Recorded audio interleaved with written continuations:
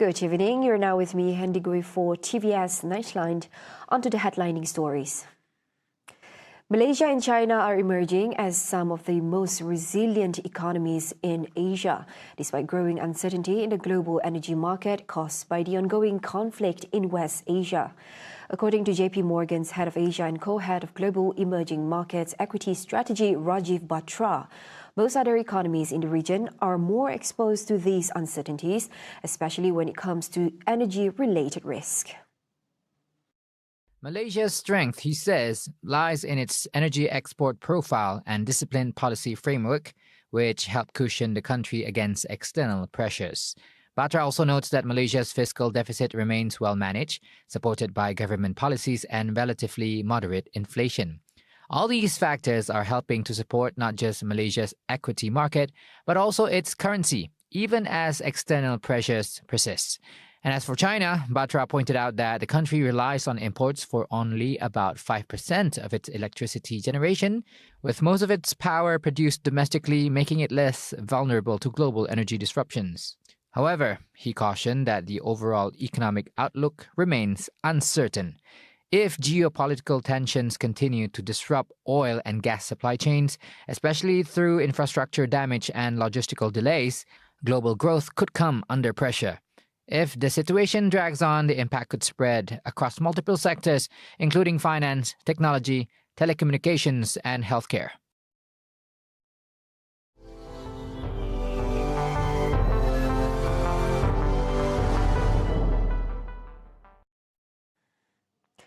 The Middle East conflict continues to escalate, with strikes expanding across multiple fronts and regional tensions rising.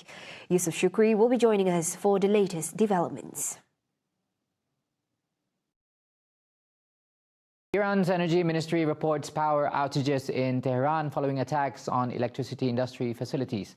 Authorities restore electricity in parts of the capital and nearby areas after strikes damage power grids and briefly disrupt supply. And officials say the power grid in Al-Borz and Tehran is hit overnight, but has since been repaired. The national electricity network is now stable, even as strikes continue across the capital.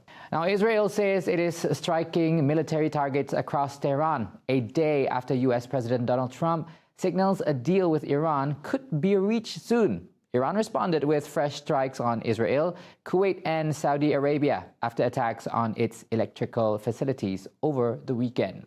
The war disrupts the global economy, with fuel shortages across Asia, markets in turmoil, and oil prices surging past $100 a barrel. As the conflict spreads, its impact is also being felt in Lebanon.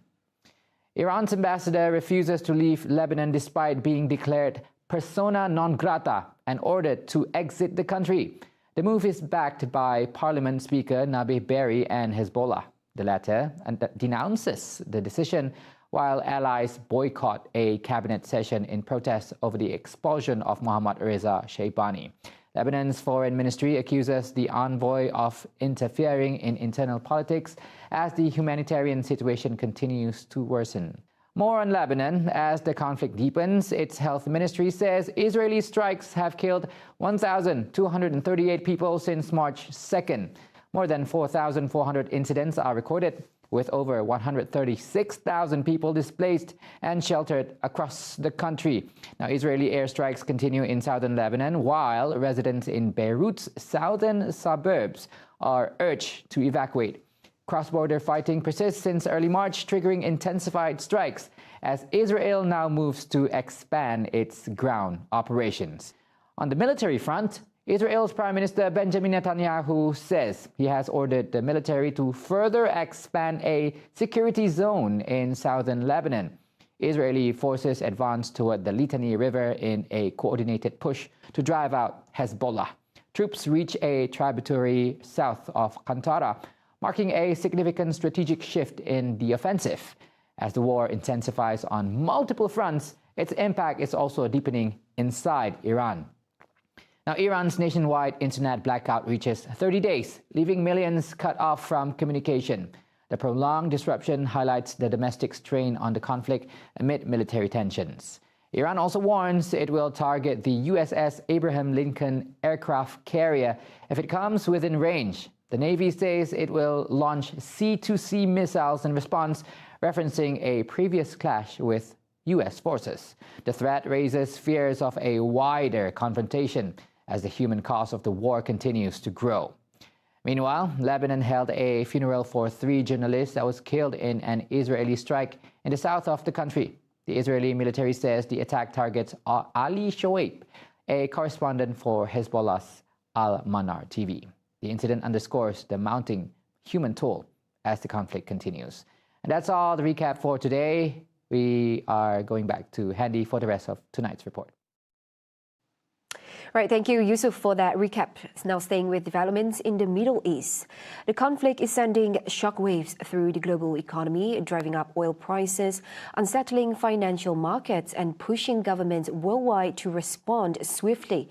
From Asia to Europe and beyond, economies are beginning to feel the strain as energy concerns deepen and geopolitical tensions continue to rise. Here's a look at how the crisis is unfolding across the world.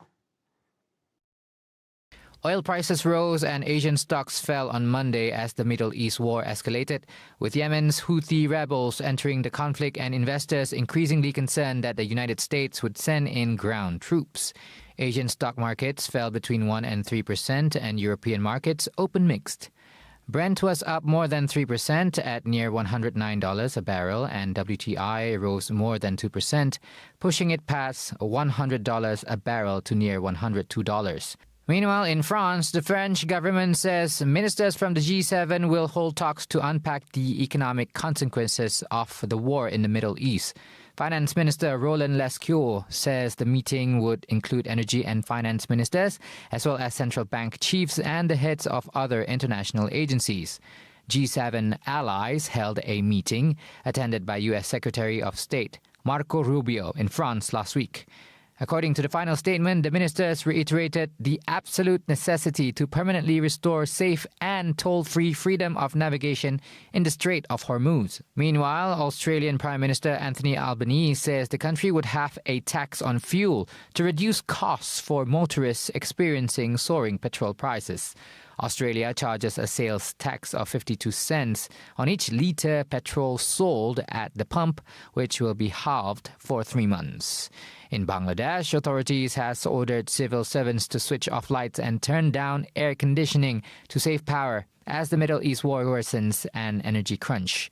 The Public Administration Ministry issued a string of orders on office attendance as well as electricity and fuel-saving measures. And in the Philippines, its Seoul oil refinery has secured nearly 2.5 million barrels of Russian crude, according to a stock exchange filing. Petron says it agrees to purchase the oil after seeing at least 4 million barrels in shipments cancelled since the start of the Middle East war.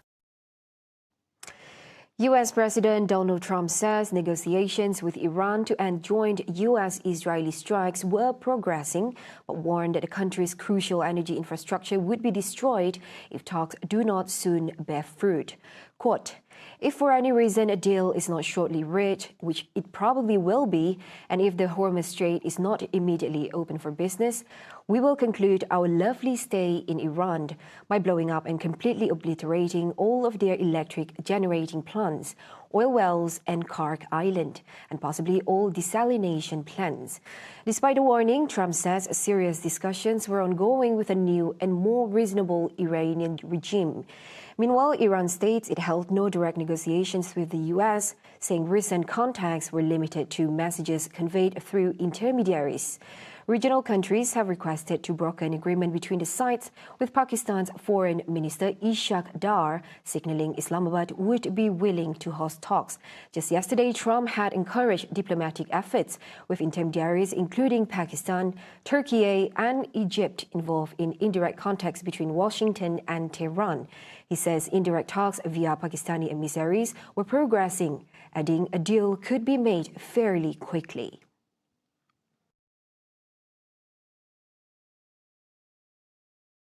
Now back in the States, Sarawak is strengthening its economic position by focusing on renewable energy development as a key strategy to tackle global uncertainties, including the ongoing conflict in the Middle East. Deputy Premier Dr. Omar Awang Tengah Ali Hassan says, although the crisis has affected FDI flows worldwide, the region remains optimistic by leveraging its domestic strength, especially in the green energy sector.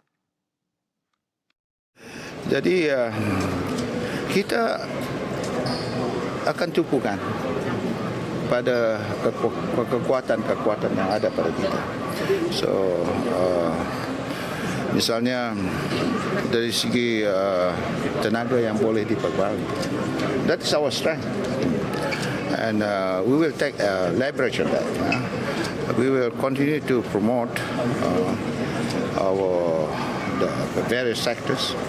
And we will focus on our strategic strength. And kita akan fokus kepada ASEAN countries and China, Japan, Korea, dan negara-negara yang lain, negara-negara yang lain yang sebenarnya menjadi fokus kita juga selama ini. Dan sektor oil and gas, gas supply, oil supply ada yang affected, dan cost of transportation, tenaga. Tengah, who is also Sarawak's Minister for International Trade, Industry and Investment, says that last year alone, the state recorded more than 16 billion ringgit in FDI, mainly in the services and manufacturing sectors. He notes that the Middle East crisis is not only affecting Sarawak, but also the global economy as a whole, particularly in oil and gas, supply chains and transportation. Sarawak is actively expanding its renewable energy capacity with a strong focus on hydropower, while also boosting solar energy development to meet future industrial demand and attract more strategic investments. Now wrapping up the Nightline, the implementation of home-based teaching and learning during the current hot weather has not disrupted students' education. Instead, it remains just as effective as physical classroom learning. Deputy Minister of Education Wong Kah-Wah says this approach is nothing new, as it has been used since the COVID-19 pandemic and even during unexpected situations like natural disasters. Sememangnya pembelajaran secara PTPR ini pun bukan asing bagi kita.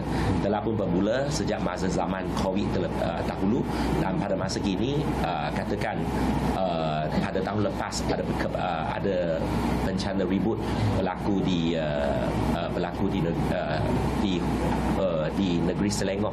Ada beberapa sekolah pun kita adakan PTPR untuk selama lebih daripada sebulan. Every implementation of PDPR will be closely monitored to ensure it remains effective. He also adds that schools are always prepared whether to conduct lessons online or return to face-to-face classes, depending on the situation and needs. So far, the Education Ministry has not received any reports of heat stroke cases involving students in schools.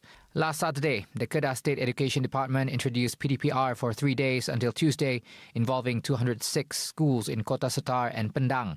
This came after both districts recorded level 2 heatwave temperatures for 3 consecutive days. Those were the updates on TVS Nightline. Thank you for watching. Have a good night.